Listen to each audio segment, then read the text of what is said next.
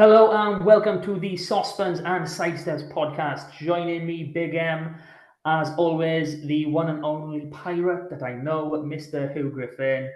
Good evening. How are we, my friend? Good evening, Mart. I'm very well. Glad to be back talking more Scarlets. I'm getting into it now. I'm just glad the Scarlets are back and we've got something to talk about. I know it's nice, isn't it? So, before we go any further, I see you donning something rather smart tonight. Do you want to tell the listeners what you're wearing? No, this is my old one that I introduced last season. So this is just my Cougar uh old one. I was perhaps hoping to have a new one to show you, but unfortunately not tonight.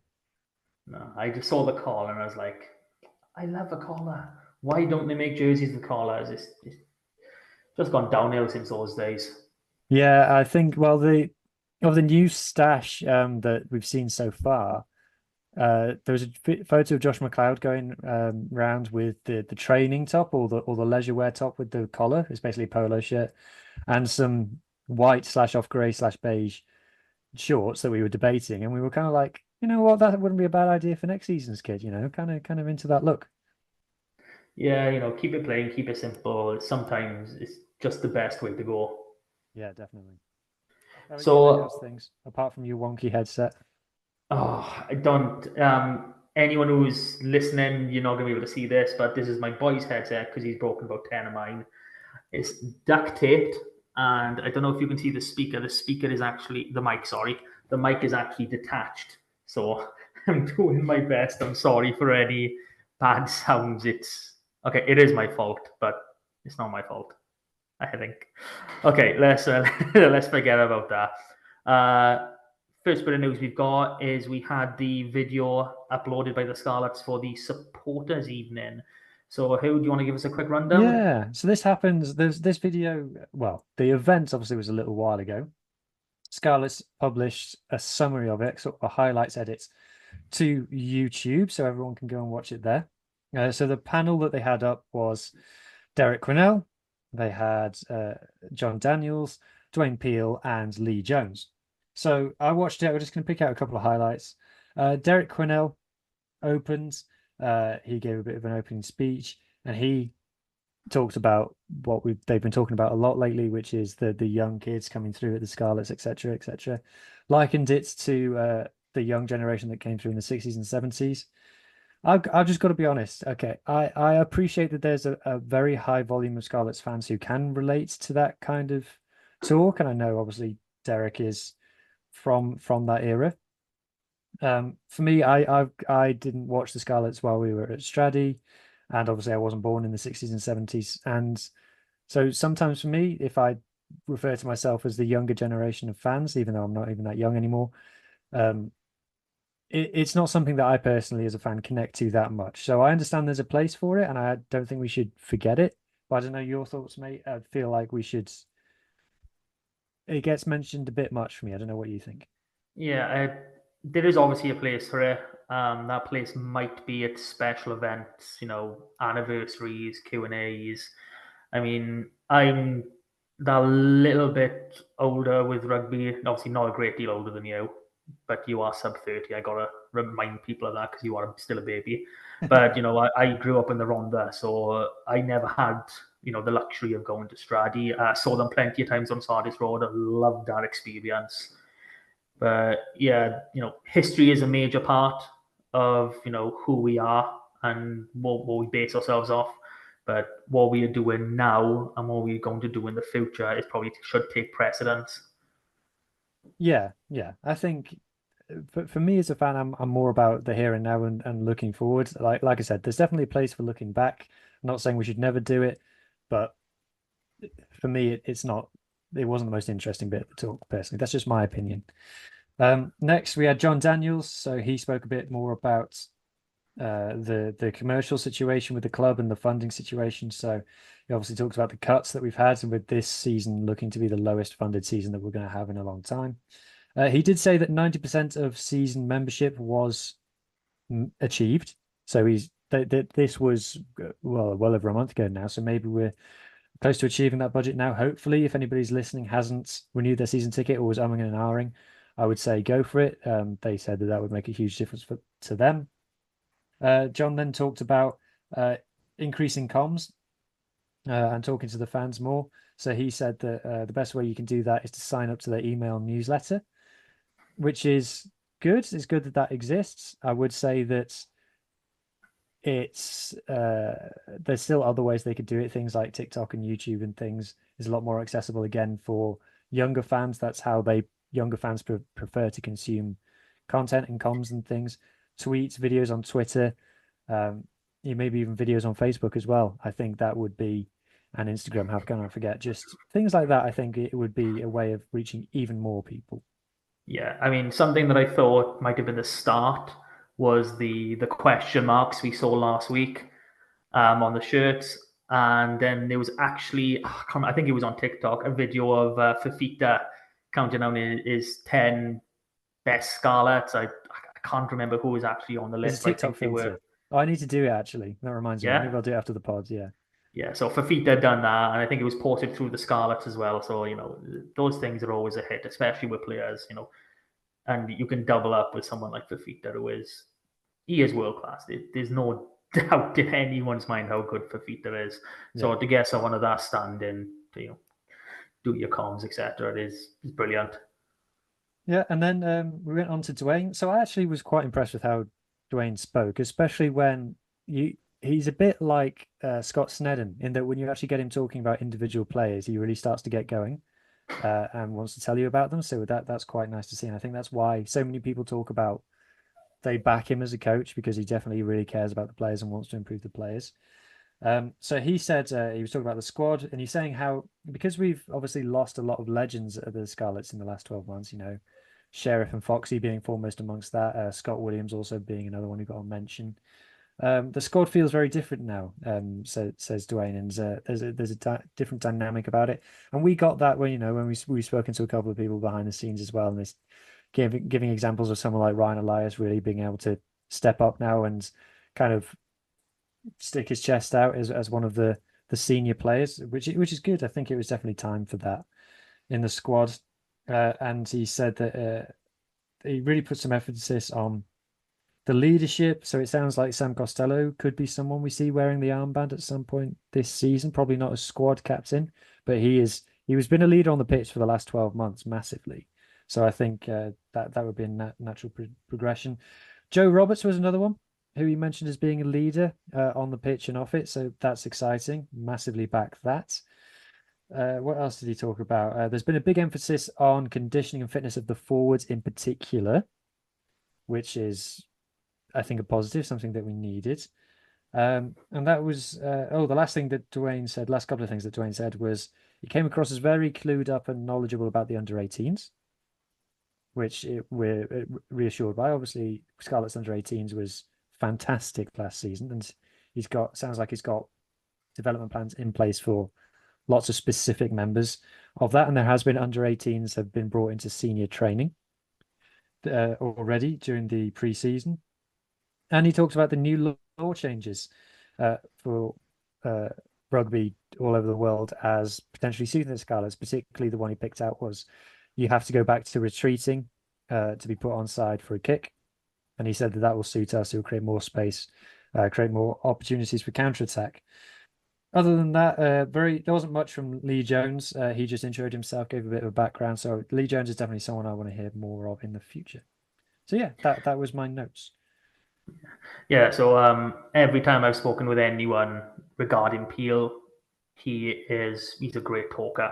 He can really articulate himself well in what he's trying to do and what he's trying to get across. And yeah, I think that's one of the main reasons why the board have been so comfortable in backing him. Yes, results haven't gone away, but they see the day-to-day progress. They see his intricate planning. When you are that detail orientated, going down into the under 18s, that shouldn't be in his remit. That's academy remit. And they they're not mutually exclusive, but Yeah. You wouldn't expect your head coach to be looking at specific training plans for these under 18. So and that's a different level. I think that's an extra responsibility that he's trying to take on, which could be good, could be bad. Who knows? Trying to do more with our squad, You can't ask for more than that. I mean, anyone who listens know I love the community. I love the academy.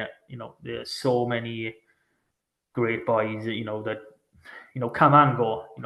There's boys that just for whatever reason they just don't want to do it anymore. They just fancy playing with their friends again.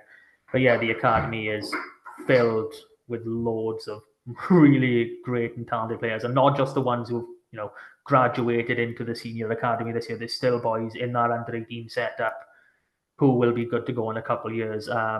Youth, I can remember you telling me he pointed out some names, but Carwyn Jones Kossoff, I is think, one. was one of the ones he mentioned. Yeah, Name Kidwelly checked. boy, Oshin Williams, Sam Williams, Carwyn Jones. These are boys that are still in that setup that they appear to have good ceilings, and if they stay on the right path, they could be great players. So it's not just about the boys that graduated last year; it's the boys that are still in there, that are still a core part of the winning squad from last year. Yeah, absolutely. So that was pretty much it. It's not a super long video, so if anybody wants to go and check it out, it's about half an hour long. Worth a watch, and it sounds like they're going to be doing more of them going forward. Happy days. So what we got next, Matt? Should we talk about the first preseason game? Well, sorry, second preseason game. We've had one last week, and we had another one. I mean, well, the first one was more of an academy side with a spring. Yeah, go on. Second game. Second game. I can't say it. So you were live in the ground. Ooh. I was live in the ground. I was indeed. So my first trip to Welford Road. I'll come on to my general experience in a moment, but just speaking just generally about the performance. Obviously, everyone's seen the scoreline, 35 points to 7. I would say, we all know reacting to score lines in pre-season is daft and unnecessary. So if I just read out the starting team, if I can flip in find it. So Sam O'Connor, Marnus van der Merwe, Sam Wainwright was the front row. Then we had Jack Price and Max Douglas in the second row. Jared Taylor, Dan Davis, and Vea Fafita, Archie Hughes, Johan Lloyd at halfback. Then we had Eddie James and Max Page in the centres. Blair Murray and Ellis Mee on the wings, and Tom Rogers at fullback. So straight away, one of the main things that we asked, wasn't it, to let's see some players and combinations that we think we're going to see this season. And I think there's a few of those. Probably the props a little bit weaker than we would have expected, given the signings that we've made. Maybe would have expected some slightly stronger props, but not to be. But apart from that, Taylor, Davis, and Fafita as a back row, you could easily see that this season. Archie and Johan at 9 and 10 could easily see that this season. Eddie James and Max Page in the centres could easily see that this season. So, not too disappointed with that. I don't know. What was your reaction to the team when you saw it? Yeah, result was 31-7. I've just Sorry, double 31. checked on that. Yeah, I mean, it's what we asked for last week. Just let's see some boys who are actually going to be in contention for that URC game. And obviously, we don't know injury status. There are, two loose heads and two tight heads who are in front of those boys that were named in the full squad. So yeah, I think majority of the starting 15 should really be put in their hands up and saying, look, I want a place in the starting 23. Yeah. So that's a step forward. That's a step in the right direction for my liking. I think I counted about 12, possible first 15 players that, weren't there. So when people talk about results in preseason, you've got to take everything with a pinch of salt. But yeah, I was fairly happy with that. Sticking with Page at 13, I mean, I can't see him getting game time at 13 unless, we really are struggling. I think he could be a tremendous talent and maybe a 13 in years to come. But he's still a kid. This is his second season of senior rugby. I'd expect to see him more on the wing. I agree. This is probably more this was probably his first real test as a 13 in a pro environment against a pro team. So I'd love to get your opinion on how he did, being live on the ground. We didn't get a stream, which I think is sad for any preseason game by a Yeah, professional that's club. more on Leicester really than us, isn't it? Yeah, but when do we ever stream our games? True. It's the same question. But yeah, squad starting 15. looked reasonably strong. Happy with that. I mean, if we run through the bench, because there was an extra name that I didn't know was going to be playing that had to be added on. So we had Ryan Elias. Obviously, everyone knows Eli or Elias, however you want to call him. Jamie Hughes, the Drovers prop. Gabe Hawley, someone we've signed. Will Evans, one of those under 18s boys who is tagged for, quite big things if he stays on the path. Ben Williams, who we love. Carwyn Tuapolotu. We've spoken enough about Carwyn. We know his talent. Will Plessy, another academy boy who's been playing out of Ammanford. I think he's up with either Drovers or Quins this season. I'll have to double check that. Evan Jones, Charlie Titcomb, Gabriel McDonald. First time I've seen Gabriel McDonald for a few months in any team sheet. So another one. Jack Davis, Yori Badam, and one that wasn't named but did come on for 2 minutes was Harry Thomas. I thought I heard Harry Thomas's name. I I did think I don't remember seeing him on the team sheet, but I do remember hearing being announced over the tannoy. Yeah, So I if we was go looking through, at. sorry, Oh, sorry. go ahead, I mate. was looking. I was looking at the report. The Scarlet stand has gone player replace here, and then I saw Van der Merwe replaced by Elias, replaced by Harry Thomas, 78. So I don't know why they brought him on for 2 minutes, but he made the Well, trip, so there's so got to be that's something in interesting it. then. So that means that the team that we had on the at the end, I think, was Jamie Hughes, Harry Thomas, Yeah, Gabe Hawley, Will Evans. I guess either Jack Price or Jack Matt Price. Douglas must have stayed on. Jack Price stayed on. Ben Williams, Carwyn. Will Duplessis is a back rower, isn't he? Yes. I keep on calling Duplessis. It's not Duplessis, it's just Will Plessis. Evan Jones, Charlie Titcomb, Gabe McDonald's. I'm not sure if Jack Davis and Yuri Balin both came on, to be honest. I got this blimmin' thing up by me now. Because If I I'm can pretty sure scroll that the down. back three was pretty close to unchanged. Okay. Yeah, Jack Davis came on 64. The Badham came on 75. Okay. So this is the thing. The people who are listening or watching, rewind 30 seconds and listen to me read out that team again. That's not a team of players that we're going to see in the URC. So, like I said, we're happy that the starting team was, but the vast majority of the team that finished the game is either going to be with Drovers or Quins this season in the SRC. So and you look at, we conceded 3 tries in the second half. I just want to be clear, Leicester brought off the bench England internationals. That's who they had on the bench. They're the likes of Freddie Stewart and Ben Youngs.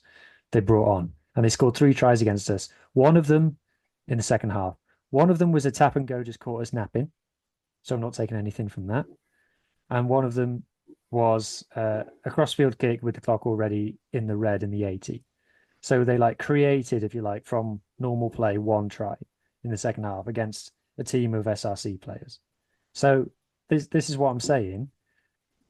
It's don't get too worried about the result. Now, from the game itself, if I start with the positives, I thought the back three of Blair Murray, Tom Rogers, and Ellis Mee worked together really, really well.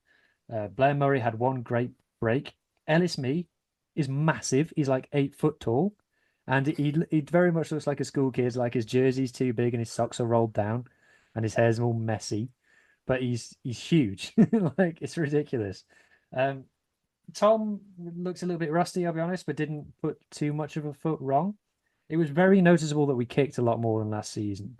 That was something that I noticed. Huw Lloyd started at 10. We've discussed and debated Huw Lloyd as a fly half a lot on this pod. For me, he didn't have an amazing game. He seems to be playing with a little bit of hesitation, like he was second guessing himself a little bit. I think there were moments where his instinct was to run, but he kicked instead because he felt that was the right thing to do. So yeah, like I said, it's a preseason game, so hopefully just rustiness. Archie, unfortunately, Captain Archie Hughes, as we should call him, went off injured on the 13th minute, something like that. He looked like an ankle injury to me. He wasn't happy. He was punching the ground, and apparently he was seen in a boots after the game as well. So Well, fingers crossed, it's nothing too serious for Archie because he's going to be, if he's fit, he's going to play a huge part this season. yeah, I think it's safe to say that the boot has become the the precautionary tale of any player who hurts the bottom half of their leg. Losing Archie early on is a massive blow. I mean, this is his year. This is his year to really, stamp his name. Okay, firstly on that 21 jersey, because he's a good player, Evan Jones, but I think that's just what he is. He's a squad player. Mm. So I don't see any real competition for Archie Hughes, especially if he keeps living up to the talent that he's shown, especially in his combination with Charlie Titcombe, which we didn't get to see. I know we didn't get to see the dream team halfback pairing. I know. I tell you one player who's good, Eddie James. Every time I've watched Eddie James in person, I've come away thinking, God, he's a good player. Like he really looks like he's bulked up in the last year. He looks in the shape of his life. He's starting to look like more of a man than a boy. And all his touches were class. He's got great feet. That's the thing that people don't realize about Eddie James. That point of difference is his footwork is elite, and he's got the passing game and the carrying game we know. But that's the one thing that I think he's got that the other 12s haven't got. And his outside defense, there was a couple of times where Leicester got on his outside shoulder and there was a chance for a break and he just brought them straight to the ground. No one got past him. It was, we saw last season Eddie James and Johnny Williams play 12-13 with Johnny Williams playing 13. I would think about playing Eddie James at 13. I know he played there at age grade and I think he's got the defense to do it, Yeah, I mean, Eddie, he seems to be someone who's very capable in a lot of positions. Like I wouldn't be surprised if he pulled on a 15 shirt at some point. He just seems that good of a player. I mean, I'm not gonna make the old Dan Carter reference again. Oops, I did it again. But yeah, I mean, Eddie turned 22 last month, so I mean, if you're a female or if you are someone who is under 20, it is surprising when you talk about man strength compared to boy strength. It's incredibly immense. You might not physically be able to lift more, but you feel more robust. You feel a lot stronger, and that translates massively into rugby. I think it's a massive reason why we don't see many, 21 and under props or front rows. You don't quite have that robustness, that strength to really push through. So yeah, I mean, the older Eddie's going to get, just the bigger and stronger, and obviously being the Wales setup where we know Gatland likes gym monkeys. So I can imagine he spent a good month literally pounding the gym, 3-4 sessions a day. No doubt about that. Carwyn Tuipulotu is another player who's started to look more like a man now. In his face and things, he looks really lean. He looks in great shape. Obviously, it was great to see there. Peter Dan Davis got a really nice turnover at one point. Jared Taylor got the try. So, positives. So, the things we need to work on. We got pinged off the park at times, which was a problem last season. Most penalised team in the URC. We need to just cut down, just giving people easy entries into our own 22, basically, don't we? It's fixable. That's the thing about it. It's fixable. So I think they just need to have a word with themselves. Honestly, I thought maybe Jared Payne or someone needs to be like, Albert Vandenberg, stop flipping giving away penalties, boys. And the line out, I counted 6 lost line outs, all of them in Leicester's half. So that was quite disappointing. If we cut that down to 3 lost line outs, we probably would have scored another try in this game with the opportunities that we had. So that was frustrating. I will say as well, to me, I know almost a square root of nothing about lineouts, but I don't think it was the hooker's fault. To me, the lift-in pods were slow to lift, and there was one line out where no one went up at all. So to me, it's not Ryan Elias, it's not Linus van der Merwe. The lift-in pods didn't look like they were functioning great, and I would say that Jack Price, Max Douglas, I wouldn't expect either of them to be our lead line-out caller this season. You've got Fafita, who's playing number 8 in this game. You've got Alex Craig and Tame Plumtree, who are Tame Plumtree is probably our best line-out athlete after Fafita. So I would say that those two coming in would make it better, but it was frustrating. Yeah, you've got lousy and well, and I'm glad Last you year's just well. touched on your thinking the lift about it, because I just want to make a point that early on, well, not early on, but first half, 38 minutes were down, Sam Wainwright went off the pitch and Gabe Hawley came on. Now, Gabe Hawley is new to the squad, and I believe this is his first ever professional game. So our props for, I just want to check the timing that Jamie Hughes came on. Yeah, Jamie Hughes came on 50 minutes. For the last 21 minutes, we had two props. Jamie Hughes, he's not involved in our setup. He's a Llandovery prop, um, Okay. training with us. And then Gabe Hawley is still a young kid. He might weigh 130 kilos or whatever, but he's still very new to the setup. And again, Max Douglas is new. So we're talking three relatively new people in that lineup. Things are going to go wrong. But that is what preseason is for. Same as with the scrum. I wouldn't have expected, our scrum to function particularly well considering the players that we've got, because you need time to mold a scrum, to work together, to get all those intricate parts Mm. worked in. Gabe Hawley, massive. You alluded to it there, 130 kgs, whatever he is. He's the size of a house.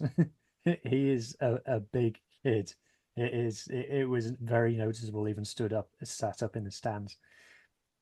In the first half, what if we actually did manage to catch the ball? The driving line out went very well. When we caught it on their 5 meter and drove the line out, we just absolutely went through them like a hot knife through butter. That was where Jared Taylor's try came from. And our maul defense. Now, this is something that was very good last season. People don't want to talk about it. Our maul defense, whether it was Fafita stealing lineouts, which he did in this game as well, or just completely stopping teams at source, and they didn't get a centimeter out of us in the driving maul. So that remains a good feature of our game. So there were positives. The other thing, the last thing I want to mention, there was some bite to our tackling as well that I didn't see last season. Both Blair Murray and Ellis Meat melted their opposite numbers at points, like proper, like ooh from the crowds, from the tackles. Vevafita absolutely destroyed one of their centers as well in a tackle, and Charlie Titcombe put in a tackle on his opposite number that looked a little bit high to me. Um, but there's no TMO in a preseason game, so we'll let him off. But he he shot him to the ground, and then he gave him a few verbals afterwards as well. So Oh, not against it. I'm not against it. I like you've got to have a bit of nastiness, a bit of bite in your halfbacks. That's great to see. No, it's like the old adage goes: get your first hit in early, even if it's late. You've got to get it done. No, and that's Yeah. that's something I think we can all be happy to know going into what really could be a make or break season. Yeah. Just generally as well, Welford Road, my first time at Welford Road. Yeah, you ever been? I've driven past it. It's Um, opposite a prison. They don't tell you that.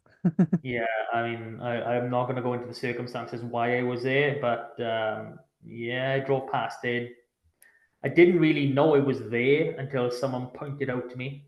It seemed as though it was just another building in a street. I don't know if that was you about. Outside, it looks okay. So the club shop, they've obviously spent a bit of money on. There's no way they're making any money off that club shop. It's way too big. It's stupid. I know they're the biggest club in England.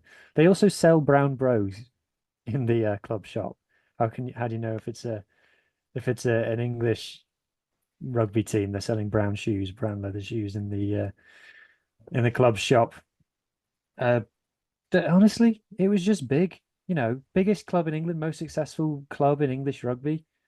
Yeah, it was just a big normal stadium. It was a bit of a shed, if I'm honest. Parc Y Scarlets was posher, clear, like definitely posher. I wasn't impressed with it, I'll be honest. And also, when the team comes out, they play what song do you think they play when Leicester Tigers walk onto the pitch? Eye of the Tiger. No, Smoke on the Water. I mean, great song. Great to learn your first, ding ding ding. But come on. But the thing about it was that when they start playing Smoke on the Water, the crowd starts clapping along. So yeah. But then they all go out of time. No, no, just general like clapping on the beat, but then they all start going out of time. So you get this all like clapping along thing as the team's walking out, and then the guy starts announcing like, "Here they come, the Tigers," across like the top of it, and then they all go complete out of time because they can't hear the music anymore. It's the least intimidating thing I've ever heard in my life. So something you alluded to in the group chat. What was the loudest song you heard in that ground? So there was about 7 Scarlets fans in the standing terrace opposite me, who I think must have been with the supporters club. They were singing Sosbans Vac and Hymns and Arias during the game. It was the only thing that you could hear in the whole game about these 7 Scarlets fans singing their heads off. Didn't hear it. The Leicester Tigers fans didn't sing anything at all. I didn't hear a single song. They were all just sat there doing what? There was a fair amount of them. But yeah, I've been to Gloucester a fair bit. I'd go to Gloucester again any time over Welford Road, I'll be honest. I think I might have just realised why Saris didn't want our fans at their preseason game. Oh, yes, that's probably it.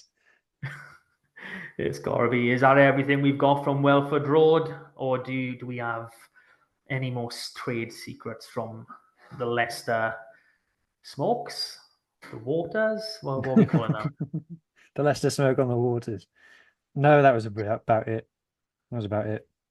But before we move on, I need to interject that we've had a letter. Okay, another letter. Another letter. Another Okay, letter. I'll go with it. It's it's from Jack from Lucker. Is It's is this the same Jack? it's the same Jack, I believe. Well, yeah, I'll read you the letter, make your own mind up. All right, then let's go. Dear Sosbans and so-called Sidesteps, I was Oof. appalled last week to hear your derogatory remarks towards the lager beer Stella Artois, which, as you know, is a drink for gentlemen and for scholars. I was equally disappointed to see the Scarlet's home kit is, yet again, a totally unnecessary shade of red. When will you start playing in a proper colour, like black? Yours, Jack from Lucker. P.S. The question mark on the kit last week was clearly in reference to why, oh, why do you insist on your childish line breaks? So, thank you, Jack from Lucker. Mart, any reaction to that? Um, all I gotta say is why react to them. But it's always good to hear from from our thriving fan base, and to know that we're not just dedicated to David, Calms, Ceredigion, and Pembrokeshire. We do spread out a fair bit. But yeah, I mean, I might have to agree with him on the unnecessary shade of red. I would prefer scarlet. But if you play in black, you've got to sell your soul. So I'm not willing to do that just yet. Well, let's talk about that then. So the home kit was finally announced.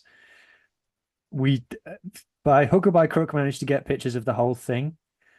What was your reaction to it? I think it's nice. Um, we we got a sneak preview, like what was it, the evening before, thankfully, and we couldn't, because it was through video, we couldn't really see the pattern. So I thought it might have turned out a bit single tone, but yeah, I think there's not much you can do with the Scarlet's home kit. I mean, there's been people have tried to do things that haven't worked out. So they've gone for some type of pattern on there. I haven't physically been to see it, so I can't work out what the pattern quite is yet. But yeah, it looks quite nice. It remains to be seen. What the price point is if I'm going to be getting. Oh, sorry, if I'm going to be getting one this side of Christmas, or this side of the season, I should say. But yeah, it looks nice, shorts to match. What more can you want from a team that plays in red? Yeah, exactly. There's not much you can do with the Scarlet's home kit, I suppose. One thing that I've seen people say is, do we want to bring in white shorts one time? I think that's just probably for a bit of variety, to be honest. I think if we had white shorts, people would be saying we should have red shorts. Like with the Wales kit at the moment, people have started saying, it'd be nice if we had red shorts. I think it's that people just like that for a bit of change, which I'm not against it. Yeah, But like you say, with the Scarlet's home kit, you're best off just playing it safe and be inventive with the away kit. yeah. I mean, in terms of white shorts, sorry, probably wouldn't mind seeing it, but something that we've seen with Wales women is changing to red shorts for those. So I don't know necessarily if that would be a good thing for all parties, because I know loads of kids, teenagers, if they get their hands on a full playing kit, they will play it in training, etc. And I don't think that would appeal to the females playing the game, especially the teenagers. So thinking broader, I'm not against mixing up with colors and styles, but I think white might be worth giving a miss. Okay, interesting. I see that. I see that. I think we've seen the away kit already, and I think we I both thought we weren't agree. allowed to Well, say. no, we can say that we've seen it, but we're not going to give any details away. But we agree it'd be the one to Oh, get. you can't do that to me. You can't. You've just lit the fuse. Come on, but let me talk. Just I'm gonna just claw at you if you don't let me talk. just do you agree that it's the nicer one? I'll be getting it. I'm gonna put it that way. I will be buying that kit, whether or not I buy it myself or my kids have to get it for me for Christmas. I will be getting that kit soon enough. Fantastic. Right, let's move on before we give away any more secrets. I think the next thing that we need to talk about would be, oh, there's one for you, Mark. We've signed another prop. Boom, boom, boom, bada, boom, bada, boom, boom, boom, bada. Can't go wrong with signing a prop. You need them. They're high commodities. You need 6 props for every match day. You've got to have your starter, your bench, and your guy that trails around in case one of those two flop on the floor. So, yeah, I mean, we don't have a lot of info on Archer. It is Archer, isn't it? Yeah. Archer Holtz. So yeah, he's a big guy. We've got a few bits of video to look at him. Australia A, Waratahs, even some minutes for La Rochelle last season. So it's La Rochelle. The similar bracket to Toulon and Toulouse. You don't get to these clubs unless there's something about you. La Rochelle is so good. They once lost a quarter-final at Parc Y Scarlets. I mean, how many? This is how good teams are. There's Munster and there's La Rochelle. Did Man actually no? I'm thinking wrong now. I know we were up at Torment. No, we Stradi. Oh, mumbling again. Jesus, I'm going on. No, yeah, La Rochelle. I was there for that game. I repeatedly say I was there for that game. Friggin' awesome. Second favorite Scott Williams try ever, the one against La Rochelle. But anyway, we don't know tons about him, like you said. Obviously, he's highly rated, as all Welsh signings are. Like you said, capped for Australia A, missed the last season of Super Rugby due to injury. But like you said, did get picked up by La Rochelle, and you don't get picked up by La Rochelle as a prop. The videos that went round of him was of him absolutely folding scrums in half. Everyone can look good in a highlight reel, but the highlight reel did look good. So in terms of Scarlet's tight heads, and where we are as a team, we can have a tight head who just walks around, like he can stand on the spot with his hand on his hips, wait for the next scrum, walk to it, and scrum from there, to be honest. So fingers crossed, I think it's fair to say. Yeah, I mean, I think Henry Thomas fits that mold quite well. Yeah, I'm interested to see because he's not coming till November. Hmm. So he's missing this first block of games. So that means that Henry Thomas, Harry O'Connor, and Sam Wainwright, they're our three tight heads who are going to be traveling to every single game. And what happens when Archer Holtz comes? Is he going to be seen as development for the season? Or is he going to, displace Wainwright, which then leads to many other questions that I don't want to get into right now. But when you are considered to have weak forwards, even though you could talk about them individually and say they're brilliant, Hmm. Strengthening that pack has got to be, your number one. Uh, there was an issue with Archer and his injury, whether or not he'd be coming or not, etc., which is why it's taken so long to actually follow through. But yeah, I think this must just have been an opportunity. People behind the scenes must have seen enough of him to say, look, I know we've signed a tight dead already. We've got, 3 pros. We've got quite a few younger ones underneath, Will Couch, Alfie Fetchy, even Jack Pritchard, who will be down at Cardiff Met this season. And we can't pass up this guy. If we pass up this guy, it could be a big mistake in the long run. So, you know, I'm interested to see how this plays out. Yeah, I think that's fair. Do you have a view on the fact that we can now field a full non-Welsh qualified pack? Can we really? Alec Hepburn, Marnus van der Merwe, Archer Holtz, Yeah, I know Lousi the front five. Fafita, Jared Taylor. Craig instead of Fafita, just one Yeah, round. yeah. And there's another back rower that I've forgotten, but there definitely is one.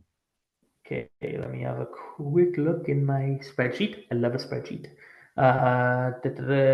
Taylor, Fafita. Well, I guess we could play Douglas in the row and have Now Lousy. see it's 6. Yeah, there you go. I mean, that's is that all of our NWKs? Yeah.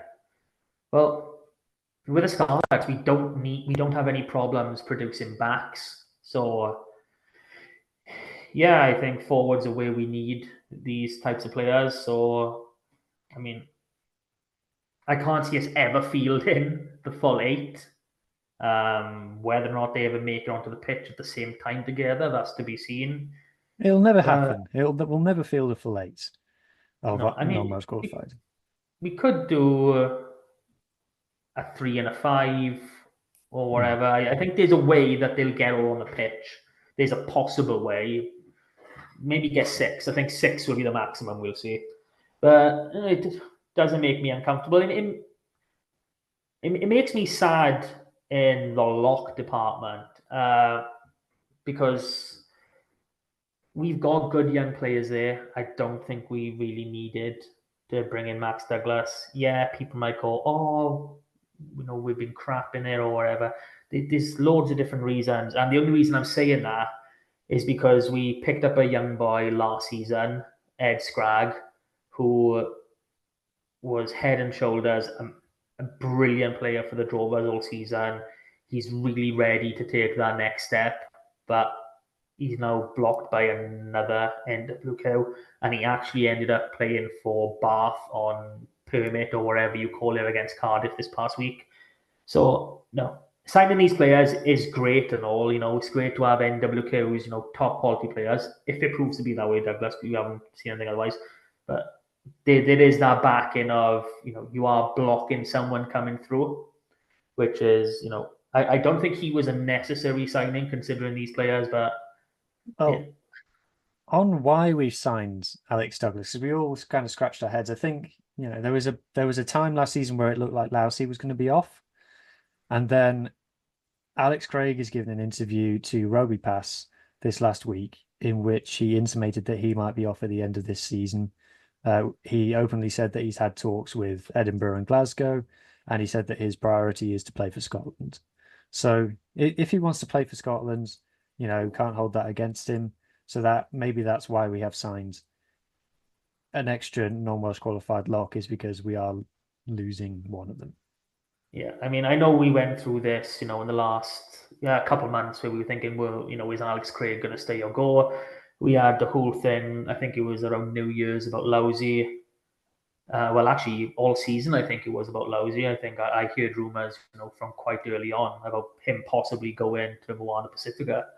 So I can understand why they started the process and maybe it was done before they'd secured Lousy and Craig. But yeah, I just have that feeling that you've got to make the balance right. And I don't think we've got that right balance at the minute between NWQ locks and Welsh qualified. Yeah. Hopefully for a big season for Morgan Jones, though. That's the one that I'm backing to break through this season. All right then. Do you want to talk us through the community then? Oh, yay! Okay, I'll run through results first because there's a lot of leagues that didn't, a few leagues that didn't play, and then a few leagues that are not going to play next week. Referee things, blah blah blah. Okay, so into the Premiership, our first game was Llangennech travelling to Bargoed. It got postponed for a waterlogged pitch. I have a feeling I might have said Brecon last week, and I apologise if I did. It was them travelling to Bargoed. Narberth went down 37-36 away to Western Ronda. bit disappointing, but it is what it is. Newcastle Emlyn winning 24-14 at home to Cardiff Met. Loving that result. Championship West, Ammanford went down 33-24 away to Dunvan. Crymych won 43-21 at home to Meister Quins. Wanderers won 39-16 at home to Gowertown. Into One West, Aberystwyth won 5-40 away to Wellinville. Kidwelly, Bunnyport played out a 13-all draw. Hendy went away to Pontardaras and won 21-20. One Eyelid played Pencloud away, won 32-16. And the game from this league I'm going to pick out St. Clair's 17 10v24. I don't know if you've seen the video. I believe it was posted by Lee Jarvis. 17-24, clocks in the red. St. Clair's in there. I think this is in their own 22 from the angle. They've got the put in. The scrum is getting mullered. They play the ball out. They go wide. Their 15 is clear. The 15 is about to cross the line. There's a covering defender. He goes to pass the ball inside, thinking, oh, easier conversion. Pass inside. Bloody player knocks it on. 17-24 would have been a draw game. That must have been devastating for that player. Division 3 West, we had Aberaeron winning 50-25 at home to Llangadog. Ammanite getting back to winning ways, 13-11 at home to Llandilo. Harford West 10-9 over Cardigan, and Tumble winning the massive Gwendrife derby 25-19 at Pontevedra. Cefnithin, to Christ, didn't go ahead, and I can't find no details as to why. So that's all the results. Here are our fixtures. The SRC kicks off, and if you like the SRC, please check out our SRC podcast. We talk as much crap as we do on here. You're going to love it, I swear. So Llandovery are going to Pontypool on Thursday night. It's live on S4C, S4C, so you can tune in. I think it's Click or Live. I'm not sure if it's actually on the TV show. Then Carmarthen Quins go to Swansea. Host Swansea, on Saturday. Premiership fixtures. Yeah. Premiership fixtures, we got Llangennech at home to Newbridge, Newcastle Emlyn travelling to Bonamine, Narberth got a bye, stupid 13-team leagues. Championship West, Ammanford are hosting Trebanas, Crymych travel to Ystadllefair, Llanelli Wanderers travel to Tondy. One West has a week off, 2 West Central kicks off, our only team, Bryn Aman, are travelling to Barclay. 2 West starts, Betus at home to Lamberter, Fishguard travel to Milford, Carmarthen Athletic head to Nancaredig, big derby that one. Larne head to Whitland, and a 9-team league. Locher, Jack, this is for you. You've got a bye, so no loss this week for you. Division 3 West has a week off, and we're now into the bottom tier. So 4 West A, Crymych Athletic against Narberth Athletic, Langham against Neyland, Newcastle Emlyn, Dreigiau against Llanybydr, Pembroke Dock at home to Pembroke, St David's with the bye. 9 teams, why the odd number? This is killing me now. 4 West B, Binyard home to Falbay, New Dock Stars travel to Furness, that's for you, Huw.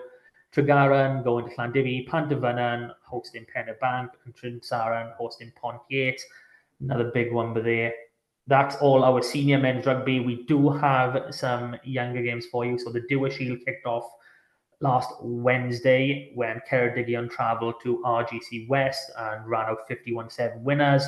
On the Friday night, Pembrokeshire Schools beat Carmarthenshire Schools 26-3 in Carmarthen.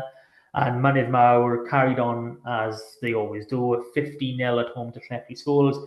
Their fixtures for this Friday, I don't think there's any Wednesday games as far as I'm aware. Ceredigion hosting Carmarthen, Llanelli hosting RGC West, and Pembroke travelling to Mynydd Mawr. And that rounds it up for the community game. Woohoo! Woohoo! I'll stick it in here as well. If anyone isn't already a member of Crease 16, you're a Scarlets fan, join up. It's free. You can donate if you want. It's your choice whatsoever. But we are hosting our annual AGM, teeny bit late, this coming Sunday at 7 p.m. Join up. Have a listen. We engage with the Scarlets similar to what we do on this pod. We want to make things better for fans. That is the whole entire point of what we are doing and Crease 16. And to make a better Crease 16, I've actually got a seat on the Scarlets board, so might have a little bit more influence than us by just a teeny bit. But yeah, that's all I got to say on that front. What's on the agenda next, my friend? It's just a look ahead to Saracens, I think. Oh, look ahead to Saris. Are we away? So, We're away at Sarries, aren't we? So we haven't played a yeah, single preseason game at home. no, it must be too expensive to open the park for a friendly. Oh well. There was a thing with the tickets for Sarries, wasn't there? They didn't want to give us any tickets. Yeah,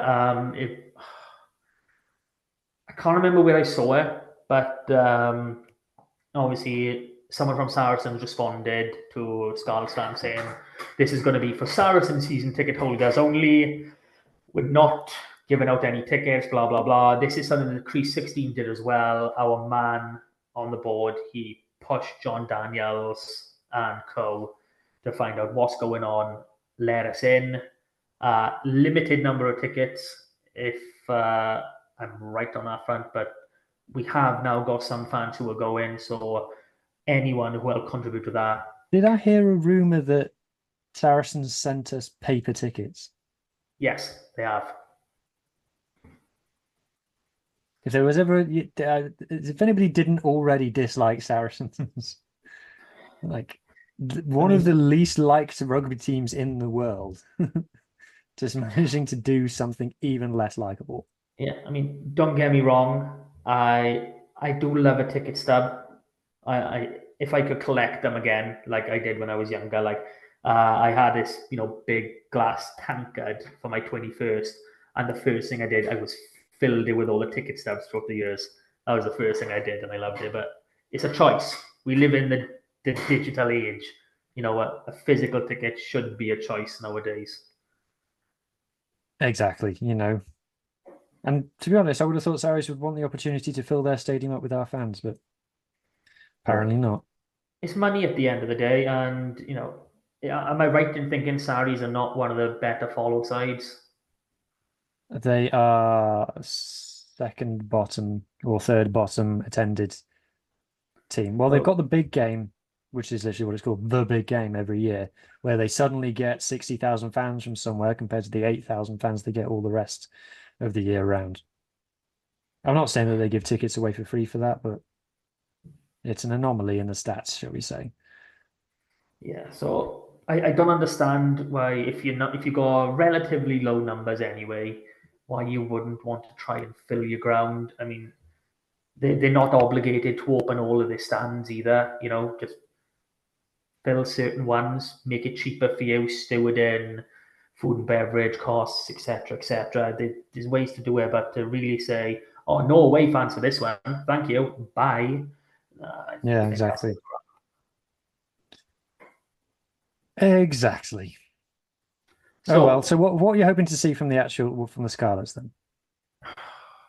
Those 12 first teamers that I mentioned earlier, I'd like to see a dozen of them. Sam, Um, Sam. okay, can I go by position Yeah, because I'm going to get lost otherwise. So we got Hepburn and Matthias, O'Connor and Thomas, Craig and Lousy, Plumtree. I don't know if I included McLeod on this. I might have. That might have been cheating. Gareth Davis, Sammy. Who else have we got? Johnny Williams. Am I up I'd to like my to see quota Johnny yet? Williams. That'd be a good one. I'd like to actually. I know Eddie's already played. If Nick Tompkins is playing for Sarries, I would like to see Eddie James up against him. Yeah, That would well, be a subplot, wouldn't it? yeah, I mean, he started this game, so there's no reason why he shouldn't be doing the same, unless it is literally a case of we go Johnny Williams, Max Hmm. Page, and we are sticking with Page as a 13, which excites me and worries me at the same time. But yeah, Johan Nicholas. There we go. There's another Yeah, one I've missed. No, I wouldn't have included Steph Evans or Tommy Lewis. So yeah, there's a lot of boys in there that haven't featured yet, and my that's a good idea. point, actually. Just sorry to go back on that. Centres. If we don't play either Eddie or Max, it's got to be Johnny and Nicholas in the centre, surely. Yes, unless we're playing Johan Lloyd at 12. I don't think we're going to do that. No, I can't see that either. But yeah, there's a lot of frontline boys who haven't come into it yet, and like I just said, my idea of a preseason is you have a couple little run-outs, a little bit like the Carmarthen game we done, where you try your younger players, you see how they get on, and then you actually spend 2 or 3 games, 2 or 3 at least, with working on combinations you want for your actual league season. It looks like we might only have one, in that regard, but this is what teams do. It's not my decision, so not much I can do about it. Yeah. I would like to see Sam and Sam have a run out. And who else? Sorry, what back rowers haven't we seen yet? Plumtree, Oh yeah, good player. McLeod if he's fit, but I don't think he is. Darwin has played in both preseason games so far, but he only started the first one against Quins.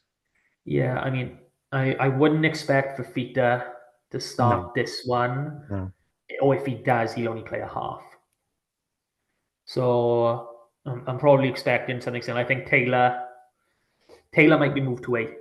I think that's something we haven't seen yet, because I think Cowdell. he You think might we'll be. see Cowdell? Does I think Cowdell we need kind a of Goro. preseason? You need it. Yes, everybody needs a preseason. That end of. Do you Because think if Archie's crocked, do you think we'll sign another? Who's our third choice 9? Who's our fourth choice 9? Because we had okay, 4 9s last season. Do you think we'll yeah, sign another one? I'm not 100% sure on this guy. We've got Evan Jones. We signed Oh, I Rodri remember. No, we did Lewis. sign someone, didn't we? We signed Rodri Lewis, who's come out to the Ospreys Academy. He was with the under-20s in the Junior World Cup. Yeah. Another one we had with the Junior World Cup that I don't think is in part of our setup anymore is Lucas Sataro. He is up with the Quins. He was at the Ospreys trial day.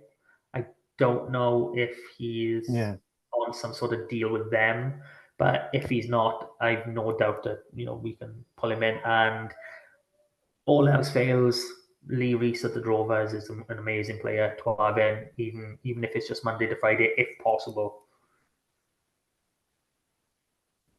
Yeah. All right. Well, we'll see how that situation develops then. Hopefully Archie's not bad. He looked upset on the pitch, I'll be honest. I think a bag of ice will sort him out. Yeah. That's He's young. my wishful thinking. Yeah. All right then. Is that it? I think Are we that's done? it. We're done. Ugh, boring week. Boring week. Yeah, so that's everything for us. Big week next week. We actually get to talk about, our first league game coming up, and I'm not here for some reason. My wife had to be born on the same day with bloody recording, so that's me done. I guess that's going to leave you in the most capable hands of Mr. Huey Griffin. I mean, good luck with that, my friend. I mean, I'm sure you can cope. I mean, if anyone doesn't already know this, and my reference to him earlier in the pod, he is Mr. Pirate Rugby. Have a listen to his podcast on his own. If you like the smooth and silky voice you hear, then not mine, obviously. Mine is a Welsh voice, obviously. But yeah, I know Huw does do some amazing things with Pirate Rugby, and I love his deep dives into different corners of the world. I think South America one was my favorite one. Yeah. But yeah, cheers, mate. That's everything for us this week. We will catch you again. Until then, Scarlet till we die. Bye. Let's go.